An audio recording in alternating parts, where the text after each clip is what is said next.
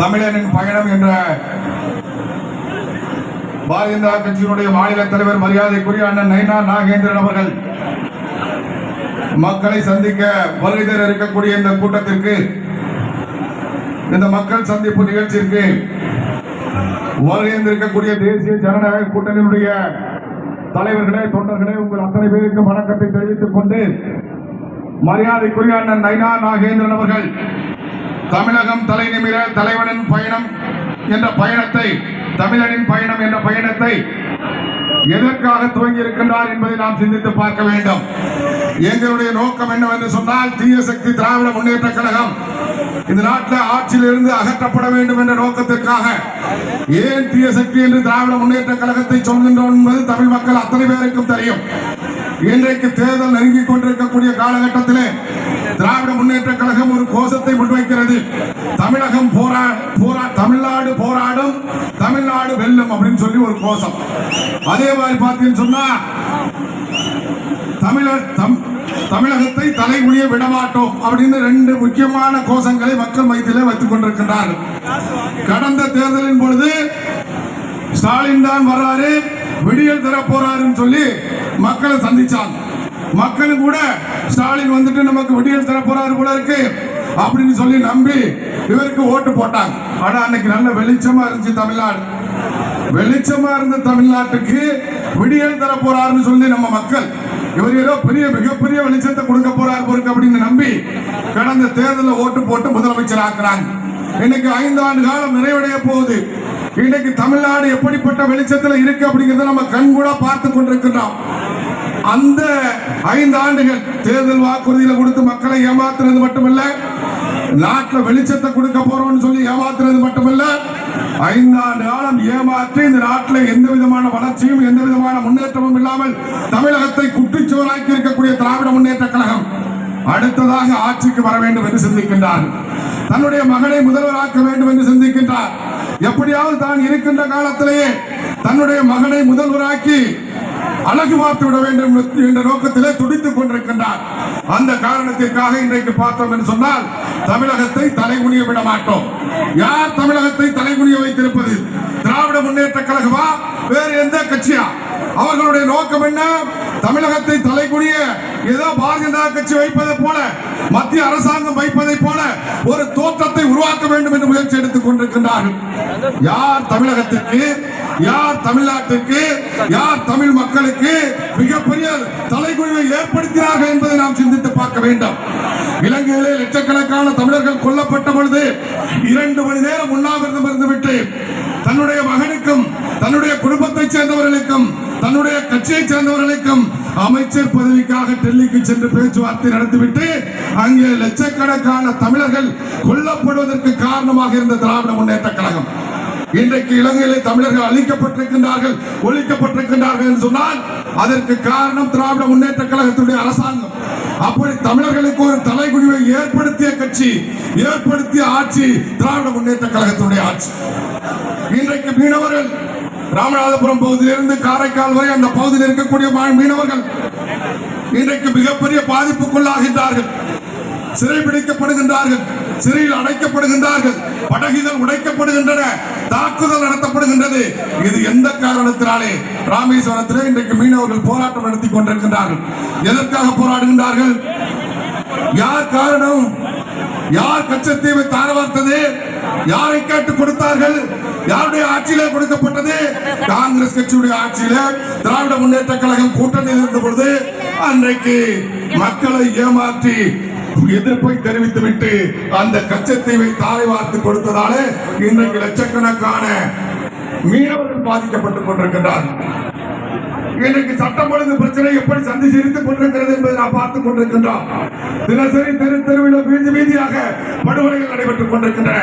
பெண்களுக்கு இந்த நாட்டிலே பாதுகாப்பு இருக்கின்றதா என்று சொன்னால், பெண்களுக்கு பாதுகாப்பற்ற மாநிலங்களிலே முதல் மாநிலமாக தமிழ்நாடு விளங்கக்கூடிய சூழ்நிலை உருவாக்கி கொண்டிருக்கின்றார்கள். சட்டம் ஒழுங்கு சீர்கெட்டிருக்கிறது. இப்படி சட்டம் ஒழுங்கு சீர்கெட்டிருக்கக்கூடிய, பெண்களுக்கு பாதுகாப்பற்ற மாநிலம் தமிழ்நாடு என்ற ஒரு தலைகுனிவை ஏற்படுத்தி இருக்கக்கூடிய திராவிட முன்னேற்ற கழகம் தமிழகத்தை தலைகுனிய விட மாட்டோம் என்று சொல்கின்றார். இன்றைக்கு பார்த்தோம் என்று சொன்னார், இன்றைக்கு டாஸ்மாக் கடைகளின் மூலமாக மது விற்பனை செய்வது மட்டுமல்ல, கடைகளிலே குறிப்பிட்ட நேரத்தை தாண்டியும் இரவு கூட மது விற்பனை செய்யப்படுகின்றது கட்சிக்காரர்களாலே.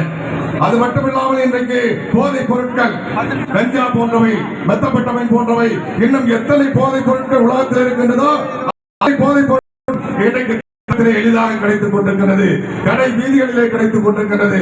அதனாலே தமிழகத்தில் இருக்கக்கூடிய இளைஞர்களுடைய வாழ்க்கை சீரழிந்திருக்கிறது. இன்றைக்கு போதைக்கு அடிமையான இளைஞர்கள் கொலை செய்கின்றோமா, கொள்ளையடிக்கின்றோமா, கற்பழிக்கின்றோமா, 10 வயசு பொண்ணை கற்பழிக்கிறோமா, 4 வயசு பொண்ணை கற்பழிக்கிறோமா, 70 வயசு கிழவியை கற்பழிக்கிறோமா, அது கூட தெரியாத அளவிற்கு போதையிலே. நேற்று 2-3 நாட்களுக்கு முன்னர் கூட பார்த்தீர்கள் என்று சொன்னால் எங்களுடைய மாவட்டம் தஞ்சாவூர்ல தன்னுடைய தகப்பனை தன்னுடைய பையனையும் தன்னுடைய 2 குழந்தைகளையும் அறுத்து கொலை செய்திருக்கிறார். என்ன காரணம்? போதை, கஞ்சா போதையின் காரணமாக 3 குழந்தைகளை அறுத்து கொலை செய்திருக்கக்கூடிய கொடூரமான மனம் படைத்தவர்களாக மனிதனை மாற்றக்கூடிய போதைப் பொருட்கள் இன்றைக்கு தமிழகத்தில் விற்பனை செய்து கொண்டிருக்கின்றார்கள். அப்படி போதைக்கு இன்றைக்கு அடிமையாக இருக்கக்கூடிய மக்களை உருவாக்கி இருக்கக்கூடிய இளைஞர்களுக்கு, பெண்களுக்கு தலைகுனிவை ஏற்படுத்தி இருக்கக்கூடிய இந்த திராவிட முன்னேற்ற கழகத்துடைய அரசாங்கம் தமிழகத்தை தலைகுனிய விட மாட்டோம் என்று மக்களை சந்திக்கின்றார்கள்.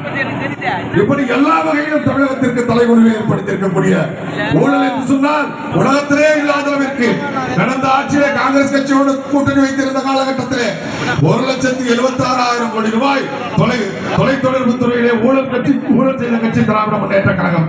அவருடைய அப்பா சர்க்காரியா ஊழல் செய்தவர், ஊழலுக்கு தலை சிறந்த பெயர் பெற்ற கட்சி திராவிட முன்னேற்ற கழகம்.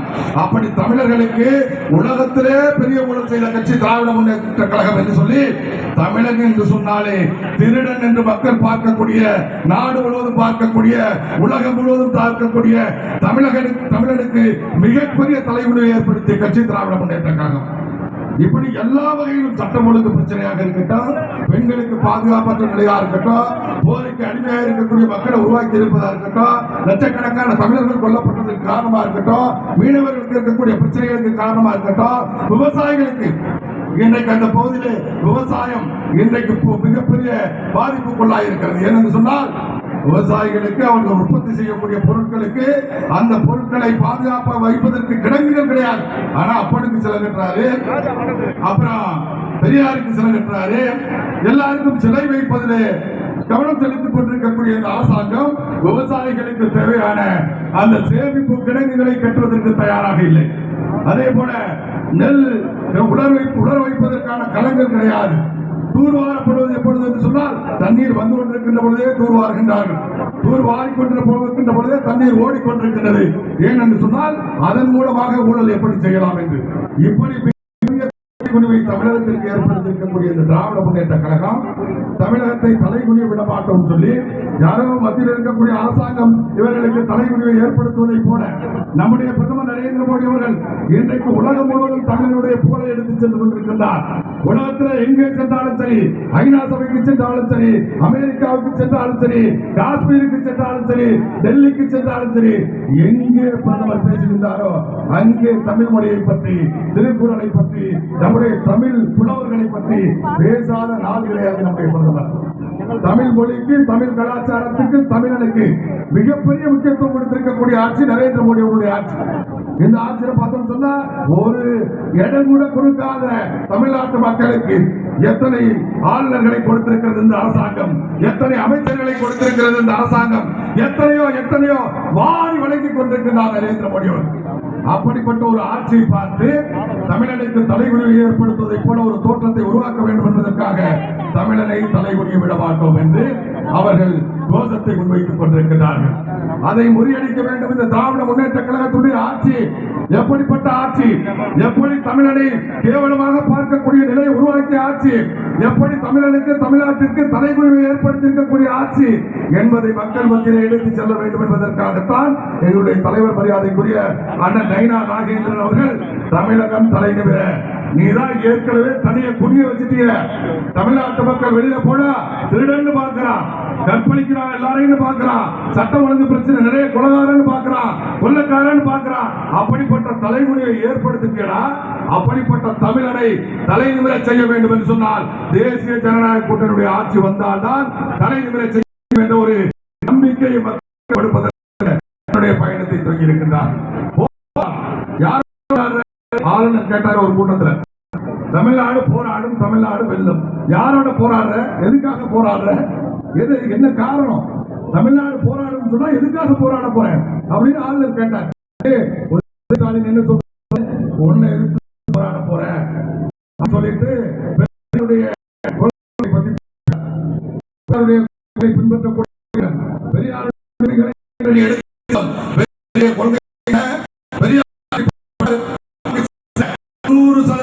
ஏற்றுக்கொள்ள விஷயங்கள், ஏற்றுக்கொள்ளக்கூடிய விஷயங்கள் 90% அவர் பேசிய விஷயங்களை பற்றி கேவலமாக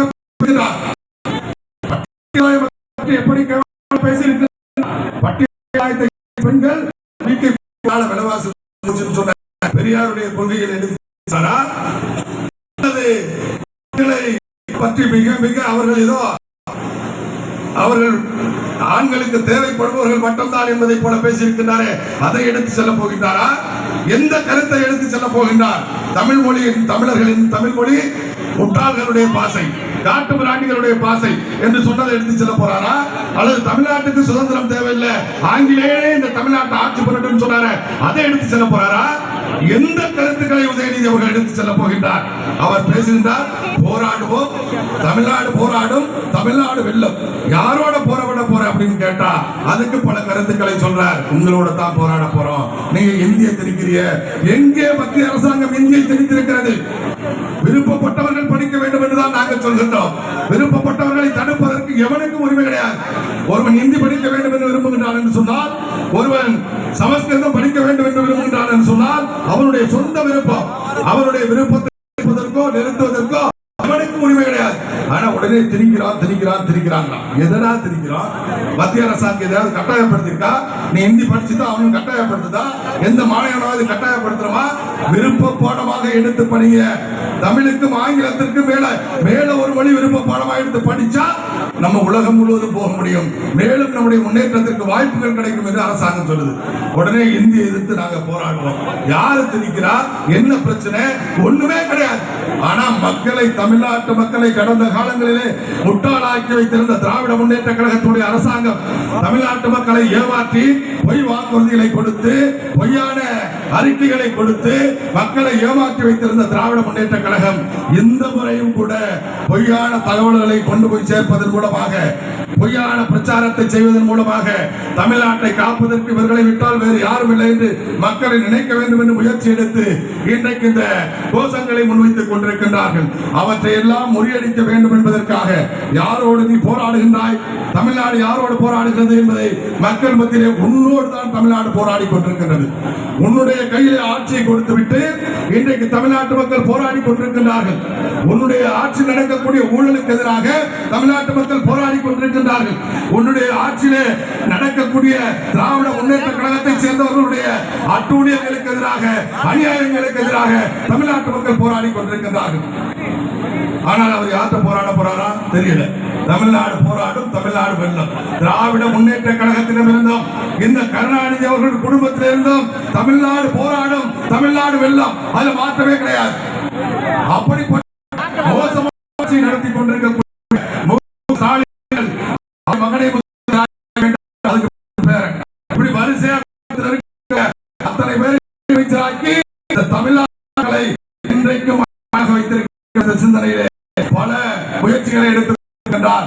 அந்த முயற்சிகள் எல்லாம் முறியடிக்கப்பட்டு வருகின்ற 2026 தேர்தலிலே திராவிட முன்னேற்ற கழகம் என்ற தீய சக்தி இந்த நாட்டை விட்டு விரட்டப்பட வேண்டும். அதற்கு பிறகு திராவிட முன்னேற்ற கழகம் என்ற கட்சியே தமிழகத்தில் இருக்கக்கூடாது என்ற ஒரு எண்ணத்தோடு நம்முடைய மாநில தலைவர் மரியாதைக்குரிய நயினா நாகேந்திரன் அவர்கள், நம்முடைய தேசிய ஜனநாயக கூட்டணியுடைய தலைவர்கள் எல்லாம் இணைந்து இந்த மக்கள் சந்திப்பு நிகழ்ச்சி நடத்தி கொண்டிருக்கின்றோம். நிச்சயமாக இன்றைக்கு 3 நாள் முதல் துவங்கி 2 நாள்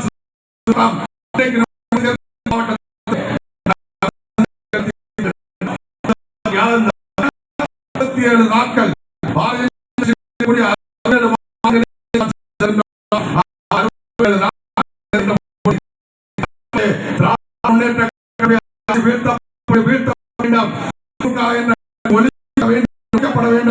என்ற சிந்தனையை நாம் அத்தனை பேரும் எடுத்து செல்லக்கூடிய வகையிலே இங்கே வருகின்றோம் என்று சொன்னால், சந்திக்கின்றோம் என்று சொன்னால் ஏதோ வருவதற்காகவோ சந்திப்பதற்காகவோ கிடையாது.